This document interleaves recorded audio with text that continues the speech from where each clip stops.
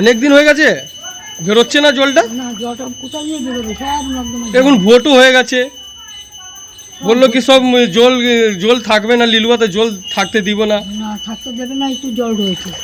বৃষ্টি হলেই জল ভরবে, জল তো ভালো জল থাকে। আচ্ছা, মানে সব সময় জল থাকে না? মানে বৃষ্টি পড়লে তুমি জল পাবে। এই জলটা এখন 7 দিন থাকবে, 7 দিন জল পাস হয় পাচ্ছে না জলটা। 4 দিন 5 দিন আগে, আর বর্ষা হলে বেরোবেই না। আচ্ছা, হ্যাঁ গো, বর্ষা হলে বেরোবেই না।